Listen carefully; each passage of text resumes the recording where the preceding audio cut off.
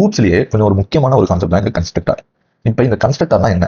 அதாவது ஒரு special block of code. It called is called when object is created. அதாவது நம்ம நார்மலா ஒரு கிளாஸ் அண்ட் ஆப்ஜெக்ட் பார்த்தோம். கிளாஸ்ல வந்து நம்மளுக்கு மெத்தட்ஸ் ஒன்று இருக்குமா? கிளாஸ்ல மெத்தட்ஸ் இல்லைனா அது ஃபங்க்ஷன்.